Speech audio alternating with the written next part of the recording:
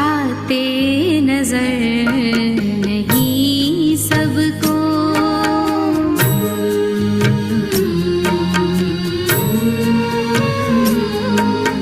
आते नजर नहीं सबको, नजरों में हमारी रहते हो, साथी हो तो तुम सा हो, साथी हो तो तुम सा हो, सदा साथ हमारे रहते हो।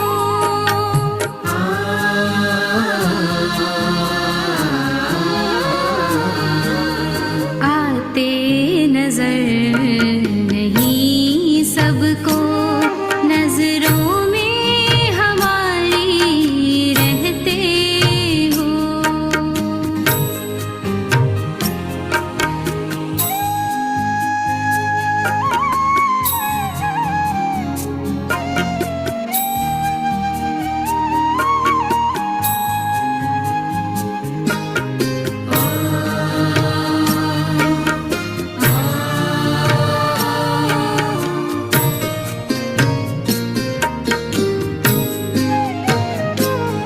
हम स्नेह नहीं करने वाले, ना स्नेह दिखाने वाले हैं।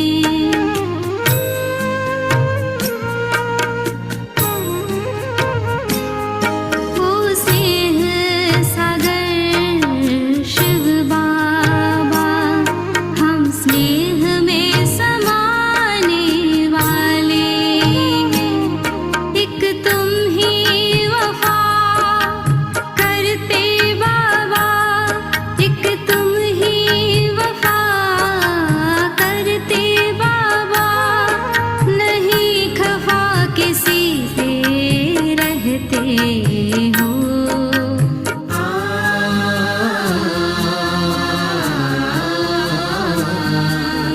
आते नजर नहीं सबको, नजरों में हमारी रहते हो।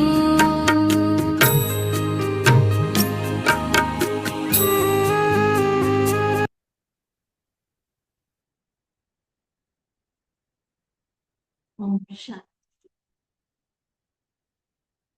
स्नेह के सागर में समाने वाली हम सभी स्नेह सागर प्यारे बाबा की संतान, स्नेह स्वरूप आत्माएं, इसी स्नेह की बदौलत बाबा ने जो कुछ हम सभी को दिया है, जिस अलौकिक पालना में हम सभी पल रहे हैं, इस पालना का रिटर्न बाबा ने हम सभी से सिर्फ एक ही अरमान रखा है कि मेरे बच्चे अब मेरे विश्व कल्याण के कार्य में सहयोगी बने।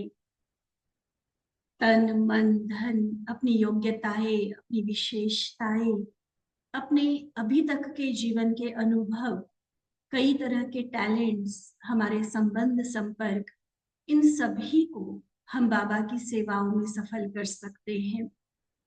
और ये सफल करने का जो तरीका बाबा ने हम सबको सिखाया है, इसे अपनाते हुए जो जो आत्मा जितना सफल करती है, उतना ही अपने आप को और अधिक भरपूर अनुभव करती है। बाबा के स्नेही होने के साथ साथ बाबा के सहयोगी, बाबा के सेवाधारी बच्चे बनकर जो चलते हैं, उनके लिए तो भगवान भी हर तरह से जिम्मेवार हो जाता है। बाबा आज की मुरली में हम सभी बच्चों से बात करते हुए भक्ति मार्ग की जो एक कहावत है, तुरंत दान महापुण्य, इस कहावत को हमारे आध्यात्मिक जीवन के साथ लागू करते हुए समझा रहे हैं। कई बार एक तो होता है सेवाओं में कुछ अपना तन मन धन सफल करना, उसके लिए भी दान कहा गया है। और जितना समय ना लगाते हुए तुरंत वो दान किया जाए, उतना वो अधिक फलीभूत होता है, ऐसी मान्यता है। आज बाबा एक अलग दान की बात कर रहे हैं। बाबा का बनने के बाद बाबा ने हमें एक बहुत सुंदर रियलाइजेशन करवाया हमारे अपने ओरिजिनल स्वरूप का, कि हम जब परमधाम छोड़कर इस संसार में अवतरित हुए थे पुण्य देव आत्मा के रूप में, तब हमारे अंदर जो संस्कार थे, जो क्वालिटीज थी, पवित्रता की जो पराकाष्ठा थी, बाबा ने हम सबको उसकी स्मृति दिलाई और एक लक्ष्य दिया, मेरे बच्चे अब फिर से तुम जैसे थे वैसा बनना है। और वो बनने की प्रोसेस जब शुरू हो जाती है तो पता चलता है कि ओरिजिनल जैसे हम थे, उसके अलावा जन्म मरण में आते आते कई तरह के और संस्कारों की मिलावट आत्मा में हो गई है। और अब अगर हमें जैसे पहले थे वैसा बनना है तो उस मिलावट को हटाना होगा। उन निगेटिविटी की, बुराई की, विकारों की जो धूल आत्मा में जमी हुई है, जो दाग लगे हुए हैं, उनको साफ करना होगा। और इनको भी साफ करना अर्थात बाबा कई बार बोलते कि दान दे दो, तो उसके लिए हम कई तरह के संकल्प करते, बाबा से प्रॉमिस करते, वायदा करते कि बाबा आज के बाद ये हम नहीं करेंगे। संकल्प बहुत अच्छे होते हैं बच्चों के, लेकिन कई बार संकल्प लेने के बाद उसको प्रैक्टिकल करने में जो हम टाइम लगाते हैं, उससे, जैसे दान के लिए कहा गया कि तुरंत दान महापुण्य, जितना ज्यादा टाइम लगाएंगे वो पुण्य का फल कम होता जाएगा। इसी तरह से जो संकल्प अपने परिवर्तन के लिए हमने किया है, अगर उस संकल्प को प्रैक्टिकल हकीकत में लाने में हम जितना अधिक समय लगाते जाएंगे, उतना उस संकल्प का बल कम होता जाएगा। और उस संकल्प की जितनी सिद्धि हमें मिलनी चाहिए, जितनी सफलता मिलनी चाहिए, उसमें फिर परसेंटेज आ जाती है। बच्चों को बाबा देखना चाहते, सोचा और किया, संकल्प किया और साथ साथ उसका स्वरूप बन गए। इसको आज बाबा ने तुरंत दान के रूप में बताया है। बहुत अच्छे से बाबा की जैसे एक अपनी स्टाइल है मुरली की, बहुत अच्छे से बाबा ने बच्चों की महिमा की है, गुणगान किए हैं। लेकिन विशेष आज ब्रह्मा बाप बच्चों की इस आदत पर अटेंशन खिंचवा रहे हैं कि संकल्प करने के बाद भी उसको जो हम टाइम लगा देते हैं प्रैक्टिकल करने में, आज उस आदत का दान बाबा ने हमसे मांगा है। तो चले, जैसे मुरली सुनने की विधि है, प्यारे बाबा के सम्मुख अपने आप को अनुभव करते हुए आत्म स्वरूप में टिक कर एकाग्र होकर प्यारे बाबा के हम ये मधुर महावाक्य सुनेंगे। 21 दिसंबर 1983 की बाबा की मुरली, जिसका सार है तुरंत दान महापुण्य का रहस्य। तुरंत दान महापुण्य का रहस्य।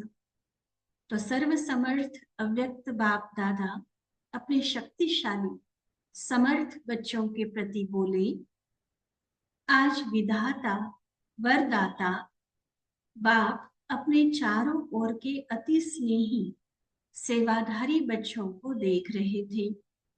चारों ओर के समर्थ बच्चे अपने स्नेह की विशेषता द्वारा दूर होते भी समीप है।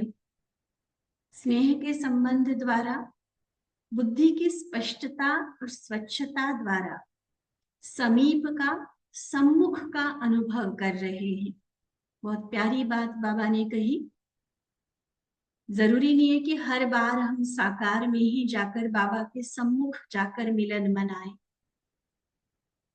सीजन में भी जाएंगे, कईयों का संकल्प होता है कि नहीं कोई भी सीजन मिस नहीं करनी, तो सीजन में भी 10-12 टर्न है, उसमें से एक आध बार जा सकेंगे ना, हर बार तो नहीं जा सकते। तो साकार में हर बार मिलना पॉसिबल नहीं होता है, लेकिन भले हम साकार में बाबा के सामने नहीं हैं, फिर भी हम बाबा के अति समीप सम्मुख होने का अनुभव कर सकते हैं। उसके लिए विशेष 2 आधार बाबा ने बताए। एक, दिल का असीम स्नेह भरा संबंध। वो संबंध कभी हमें बाबा से दूर अनुभव होने ही नहीं देगा, बस बाबा साथ साथ है। और दूसरा, बुद्धि की स्पष्टता और स्वच्छता, एकदम जिसको बाबा लाइन क्लियर कहते हैं। शरीर से बाबा के सामने नहीं है, लेकिन बुद्धि जैसे बाबा के पास ही है, एक एक बाबा की बात को कैच करती जा रही है। बुद्धि इतनी स्पष्ट है, स्वच्छ है, जिस आधार पर सम्मुख का, समीप का अनुभव कर रहे हैं। तीसरे नेत्र अर्थात दिव्यता के द्वारा उन्होंने नयन बुद्धि रूपी टीवी में दूर के दृश्य भी स्पष्ट अनुभव कर रहे हैं। जैसे इस विनाशी दुनिया के विनाशी साधन टीवी में विशेष प्रोग्राम्स के समय सब स्विच ऑन कर देते हैं, ऐसे बच्चे ने भी विशेष समय पर स्मृति का स्विच ऑन करके बैठे हैं। सभी दूरदर्शन द्वारा दूर के दृश्य को समीप अनुभव करने वाले बच्चों को बाप दादा देख देख हर्षित हो रहे हैं। अर्थात बाबा साकार में जो सम्मुख है उनको भी देख रहे हैं, और जो आकारी रूप से अपने मन बुद्धि के विमान में बैठकर बाबा के सम्मुख पहुंचे हुए हैं, ऐसी आकारी सभा को भी बाबा सम्मुख देख रहे हैं। तो एक ही समय पर डबल सभा देख रहे हैं। आज विशेष वतन में ब्रह्मा बाप बच्चों को याद कर रहे थे, क्योंकि सभी बच्चे जब से जो ब्राह्मण जीवन में चल रहे हैं, उन ब्राह्मणों की समय प्रमाण मंजिल अर्थात संपूर्णता की स्थिति तक किस गति से चल रहे हैं, वह रिजल्ट देख रहे थे। वतन में बैठ बाबा क्या कर रहे थे? जब से हम ब्राह्मण बने तब से और अब जो समय चल रहा है उसके अनुसार बच्चों की स्वयं की संपूर्णता की अवस्था, वो स्थिति कहाँ तक उसको अचीव किया है बच्चों ने। चल तो सब रहे हैं, लेकिन गति क्या है? कलयुग से निकलकर सतयुग की ओर की यात्रा हमारी चालू हो चुकी है, लेकिन हर एक की स्पीड अलग अलग है। तो क्या देखा? गति में सदैव एक रफ्तार तीव्र हो और सदा तीव्र गति हो, ऐसे कोई में भी कोई देखे। एक स्पीड से और फास्ट स्पीड से हमेशा चलते जा रहे, ऐसे बहुत कम थे। ब्रह्मा बाप ने गति को देख बच्चों की तरफ से प्रश्न किया कि नॉलेजफुल होते अर्थात तीनों कालों को जानते हुए, पुरुषार्थ और परिणाम को जानते हुए, विधि और सिद्धि को जानते हुए, फिर भी सदा काल की तीव्र गति क्यों नहीं बना सकते? क्या उत्तर दिया होगा? ब्रह्मा बाबा ने, बच्चे जो खुद रियलाइज करते हैं, तो बच्चों की तरफ से शिव बाबा को प्रश्न किया। समझते हैं, चाहते भी हैं, पता है पुरुषार्थ ये करेंगे तो ये मिलेगा, इस विधि से चलेंगे तो ये प्राप्ति होगी, तीनों कालों का पता है, बाबा ने जो स्वमान दिए है उसका पता है, नॉलेज सारी ही है, लेकिन नॉलेज होने के बावजूद हमेशा एक जैसी फास्ट स्पीड हमारी रहे, वो क्यों नहीं रहती है? कभी धीमी कभी तेज, ऐसा क्यों होता है? ये प्रश्न ब्रह्मा बाबा ने शिव बाबा को पूछा। कारण को भी जानते हो, निवारण की विधि भी जानते हो, फिर भी कारण को निवारण में क्यों नहीं बदल सकते?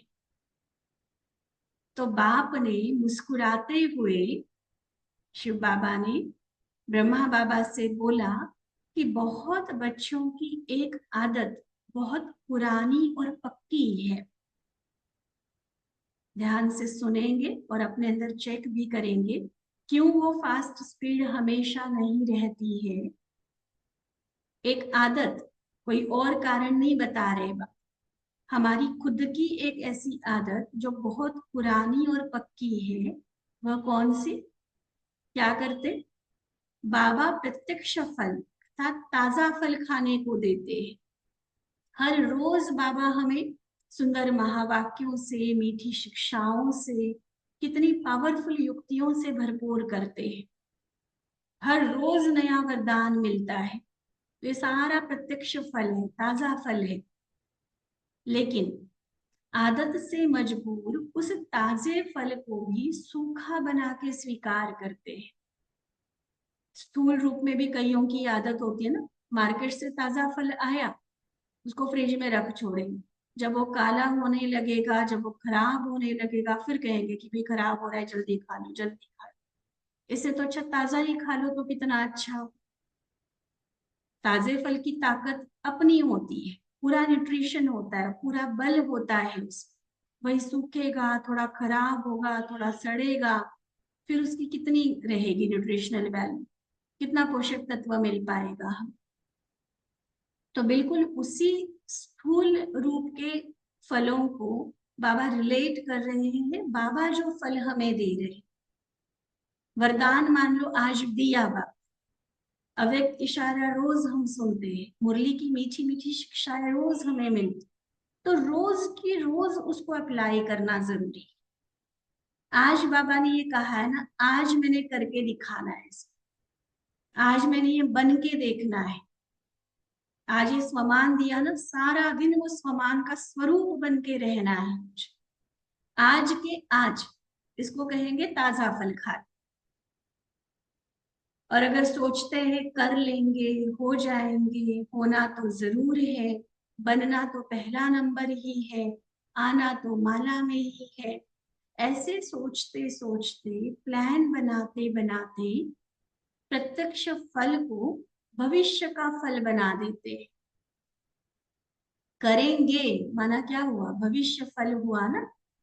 सोचा और किया तो ये प्रत्यक्ष फल हुआ। तो चाहे स्व के प्रति, चाहे सेवा के प्रति, प्रत्यक्ष फल व सेवा का ताजा मेवा कम खाते हैं। तो शक्ति किससे आती है? बाबा पूछते, शक्ति किससे आएगी, ताजे फल से या सूखे से? कईयों की आदत होती है ना, खा लेंगे, ऐसे करते करते ताजे को सूखा बना देते हैं। ऐसे ही यहाँ भी कहते कि यह होगा तो फिर करेंगे, ये ज्यादा सोचते हैं, इंतजार में रहते हैं, वो बदले वो बदले, ये परिस्थिति बदल जाए उसके बाद कर लेंगे। बाबा आपने कहा तो बहुत सही है, आज तो मुरली बहुत अच्छी चली, हमने जरूर करना है, लेकिन कब करना है? दो चार कंडीशंस डाल के उसके बाद। तो ये ज्यादा सोचते हैं। और बाबा क्या चाहते? सोचा, डायरेक्शन मिला और किया। ये न करने से डायरेक्शन को भी ताजे से सूखा बना देते हैं। देखो ये ना अनुभव करने की बात है।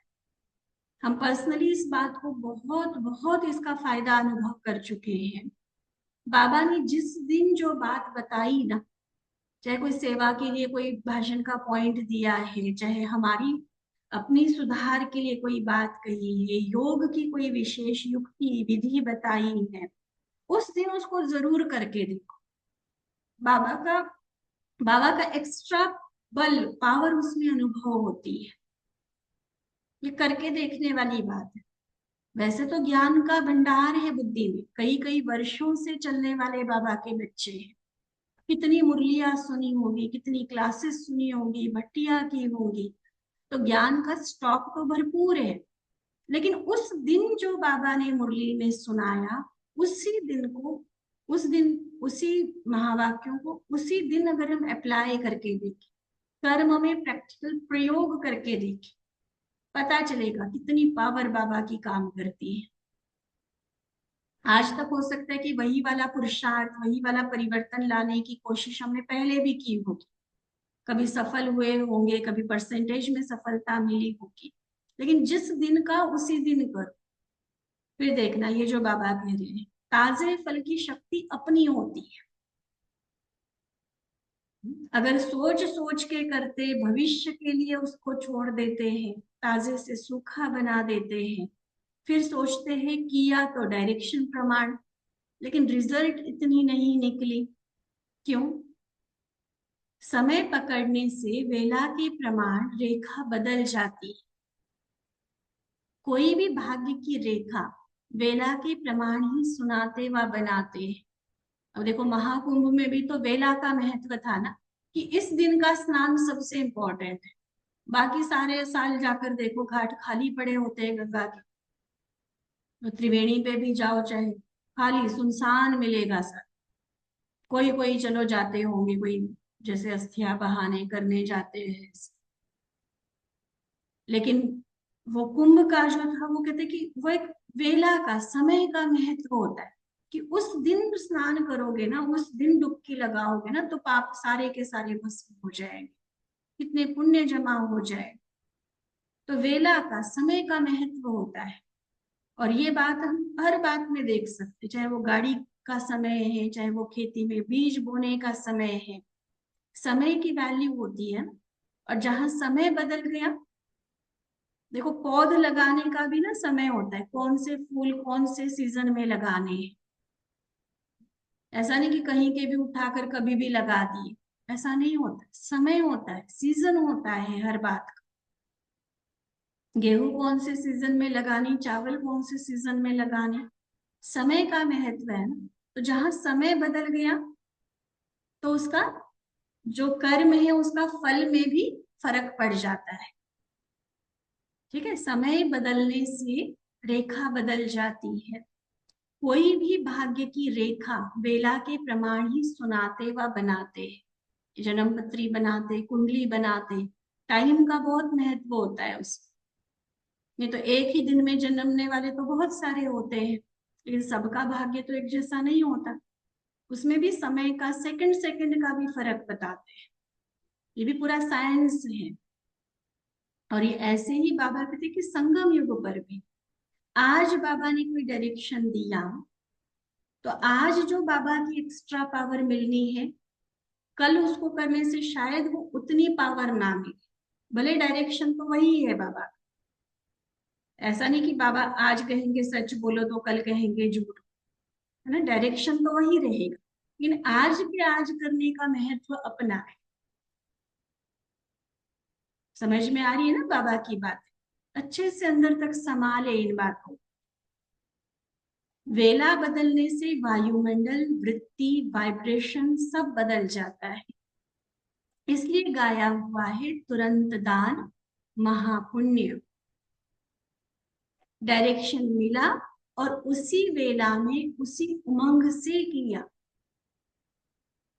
ऐसी सेवा का ताजा मेवा मिलता है, जिसको स्वीकार करने अर्थात प्राप्त करने से शक्तिशाली आत्मा बन स्वतः तीव्र गति से चलते रहते हैं।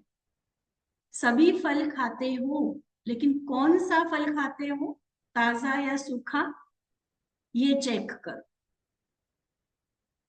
ब्रह्मा बाप सभी बच्चों को ताजे फल द्वारा शक्तिशाली आत्मा बनाए सदा तीव्र गति से चलने का संकल्प देते हैं। तो सदा ब्रह्मा बाप के इस संकल्प को स्मृति में रखते हुए हर समय हर कर्म का श्रेष्ठ और ताजा फल खाते रहो। ये भी ब्रह्मा बाप का हमारे प्रति निस्वार्थ प्यार है ना, शुभ भावना है, कि जिस फल के आधार पर हमारी तीव्र गति हो सकती है, श्रेष्ठ प्रारब्ध जमा हो सकती है, तो बाबा का संकल्प यही है कि मेरे बच्चे श्रेष्ठ और ताजा फल खाए, तो कभी भी किसी भी प्रकार की कमजोरी व व्याधि आ नहीं सकती। ब्रह्मा बाप मुस्कुरा रहे थे, अव्यक्त वतनवासी है ना, साकार में थे तो फिर भी मुरली में आता है कि ये बाप कोई अंतर्यामी नहीं है, बाहर की एक्टिविटी देखकर जान सकते कि कौन कैसा है। लेकिन जैसे ही वो देह के बंधन से न्यारे हो गए, फरिश्ता बन गए, अब तो हर बच्चे का पूरा यथार्थ चार्ट बाबा के सामने है और उसको देखकर बाबा भी मुस्कुरा रहे थे। जैसे वर्तमान समय के विनाशी डॉक्टर्स भी क्या राय देते हैं कि सब ताजा खाओ, जला करके भून करके नहीं खाओ, रूप बदल कर नहीं खाओ, ऐसे कहते हैं ना। आजकल देखो नेचुरोपैथी में कितना अच्छे से ये सारी चीजें बार बार पक्की करा रहे हैं। कहते प्रकृति ने जो दिया है ना, सन फूड बोलते हैं उसको, कि जैसा का वैसा ओरिजिनल नेचुरल रूप में उसको खाओ। जितना ज्यादा उसकी प्रोसेसिंग चलेगी ना, चाहे उसको तलते हैं, भूनते हैं, है ना, कई तरह के उसकी प्रोसेसिंग चलते, तो उतना ज्यादा वो जैसे उसका जो अमरत्व है वो खत्म हो जाता है, अमृत खत्म हो जाता है, जो भी फल सब्जी आदि है उसका। और एक तरह से फिर हम मृत खाना खाते हैं और वो फिर शरीर को फायदा देने के बदले नुकसान करता है। वो लोग तो कहते हैं कि जितनी सारी बीमारियां हैं ना, उनका कारण ही ये है। आज बाबा इसी बात को बता रहे हैं कि जैसे डॉक्टर्स कहते हैं कि ताजा खाओ, जला करके भून करके नहीं खाओ, रूप बदल कर नहीं खाओ। हमारी प्रकृति माँ जैसे हमें बना के दे रही है वैसा उसको स्वीकार कर, कहते हैं ना।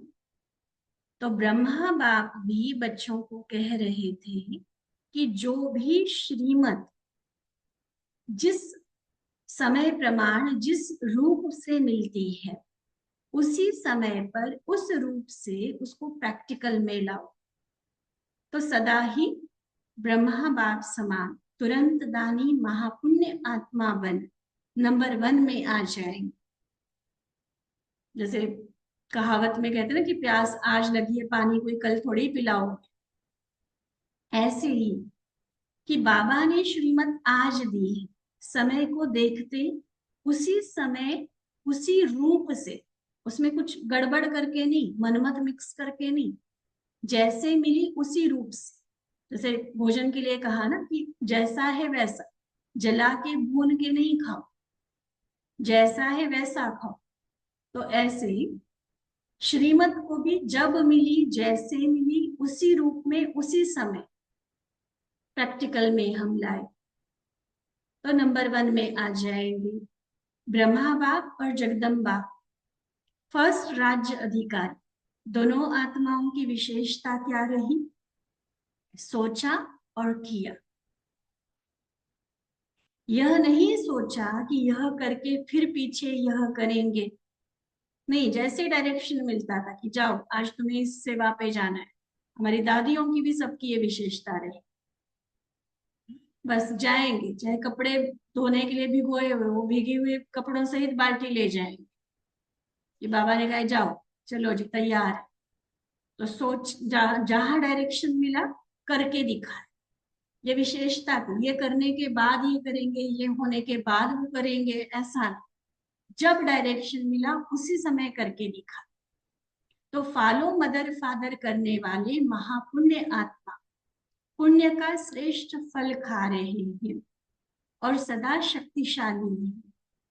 स्वप्न में भी संकल्प मात्र भी कमजोरी नहीं, ऐसे सदा तीव्र गति से चल रहे हैं, लेकिन कोई में भी, ठीक है, सदा तीव्र गति वाले कोई में कोई दिखे बाबा। और बाकी मेजोरिटी की जो बात बाबा ने कही, जो इशारा मिला, ये जो सुनने में और करने में जो फर्क रह जाता है ना, ताजे को जो सूखा फल बना देते हैं, आज उस आदत को बदलने के लिए बाबा ने कहा।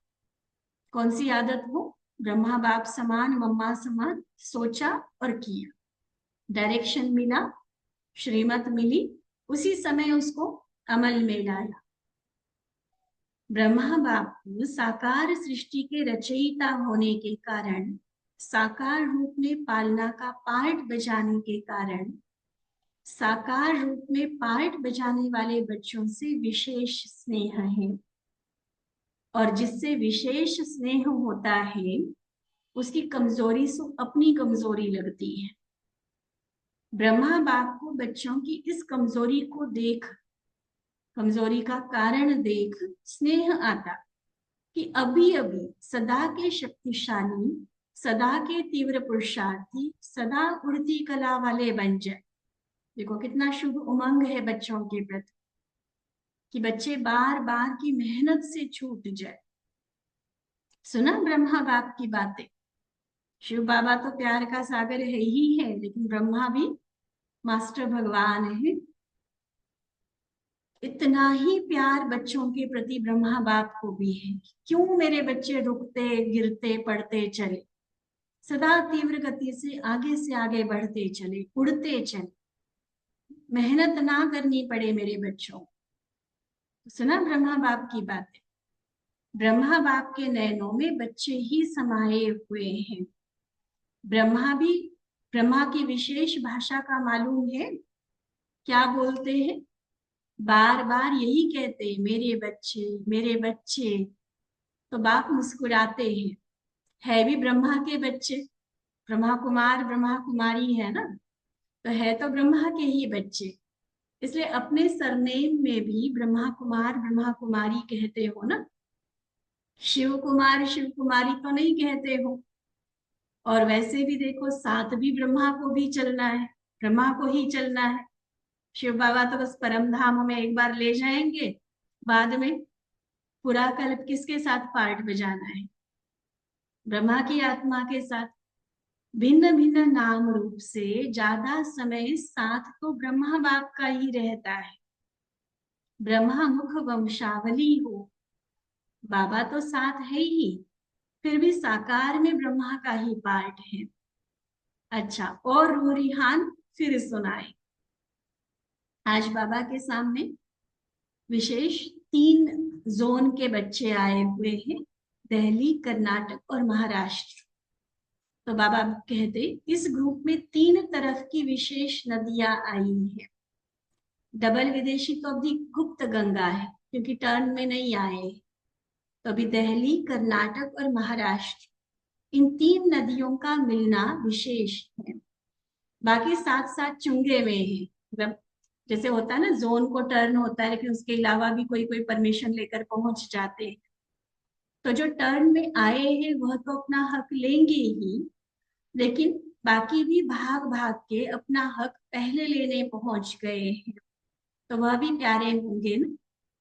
डबल विदेशियों को भी चुंगे में माल मिल रहा है, फिर अपने टर्न में भी मिल जाएगा।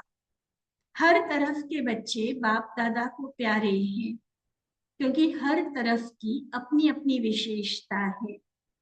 दिल्ली है सेवा का बीज, और कर्नाटक तथा महाराष्ट्र है वृक्ष का विस्तार। जैसे बीज नीचे होता है और वृक्ष का विस्तार ज्यादा होता है, तो दिल्ली बीज रूप बनी, अंत में फिर बीज रूप धरनी पर ही आवाज होना है। लेकिन अभी कर्नाटक, महाराष्ट्र और गुजरात तीनों का विशेष विस्तार है। विस्तार वृक्ष की शोभा होती है। कर्नाटक और महाराष्ट्र सेवा के विस्तार से ब्राह्मण वृक्ष की शोभा है। वृक्ष सज रहा है ना। प्रश्न भी यह 2 ही पूछते हो, एक तो खर्चे की संख्या पूछते, दूसरा ब्राह्मणों की संख्या का पूछते। संस्था का जो भी कोई पता करने आते हैं ना, चाहे वीआईपीज, डेलीगेट्स आते, पत्रकार आते, सरकार को कई बार बताना होता, तो विशेष इन 2 बातों पर सबका ध्यान होता है। एक तो इनका खर्चा कहाँ से आता है सारा, और दूसरा कितने इनके फॉलोअर्स हैं। दुनिया की भाषा में फॉलोअर कहेंगे ना, हम तो परिवार कहते हैं। तो ब्राह्मणों की संख्या कितनी है? तो महाराष्ट्र और कर्नाटक दोनों ही संख्या के हिसाब से ब्राह्मण परिवार का श्रृंगार है। बीज की विशेषता अपनी है। बीज नहीं होता तो वृक्ष भी नहीं निकलता, लेकिन बीज अभी थोड़ा गुप्त है, वृक्ष का विस्तार ज्यादा है। अगर दिल्ली में भी आप सब नहीं जाते तो सेवा का फाउंडेशन नहीं होता। पहला निमंत्रण सेवा का लिया या मिला, लेकिन दिल्ली से ही शुरू हुआ, इसलिए सेवा का स्थान भी वही बना और राज्य का स्थान भी वही माना, दिल्ली ही बनेगा। जहां पहले ब्राह्मणों के पांव पड़े, तीर्थ स्थान भी वही बना और राज्य का स्थान भी वही बनेगा। विदेश की भी बहुत महिमा है। विदेश से भी विशेष प्रत्यक्षता के नगाड़े देश तक आएंगे। विदेश नहीं होता तो देश में प्रत्यक्षता कैसे होती? इसलिए विदेश का भी महत्व है। विदेश की आवाज को सुन भारत वाले जगेंगे। प्रत्यक्षता का आवाज निकलने का स्थान वो तो विदेश ही हुआ ना। तो यह है विदेश का महत्व। विदेश में रहने वाले भी हैं तो विदेश में रहने वाले है तो देश के ही, लेकिन निमित्त मात्र। विदेश में रहने वाली श्रेष्ठ आत्माओं को उमंग उत्साह में देख देश वालों में भी उमंग उत्साह और ज्यादा होता है। लगता है ना कि जैसे एग्जाम्पल देकर भी मोटिवेट करते हैं ना कि देखो वो विदेशी दूसरी कल्चर वाले होते हुए भी, दूसरे देश दूसरी संस्कृति में रहते हुए भी बाबा की बातों को कितना अच्छे से फॉलो कर रहे हैं। हम तो फिर भी देश में रहते हैं, तो उनको देखकर हमें भी उमंग आता है। तो यह भी उनका गुप्त सेवा का पार्ट है। तो सभी की विशेषता अपनी हुई ना। एक एक बच्चा, चाहे वो ग्रुप वाइज बाबा कहते चाहे जोन वाइज कहते, लेकिन हर बच्चा बाबा को विशेष में भी विशेष प्रिय है और उन विशेषताओं का गायन बाबा करते रहते हैं मुरली में। अच्छा, सदा तुरंत दान महापुण्य आत्माएं सोचने और करने में सदा तीव्र पुरुषार्थ थी। हर संकल्प हर सेकंड सेवा का मेवा खाने वाले ऐसे सदा शक्तिशाली फॉलो फादर और फॉलो मदर करने वाले, सदा ब्रह्मा बाप के संकल्प को साकार में लाने वाले ऐसे देश विदेश चारों ओर के समर्थ बच्चों को बाप दादा का याद प्यार और नमस्ते। हम रूहानी बच्चों की रूहानी बाप दादा को दिल व जान सिक व प्रेम से नमस्ते नमस्ते नमस्ते। अच्छा, ओम शांति।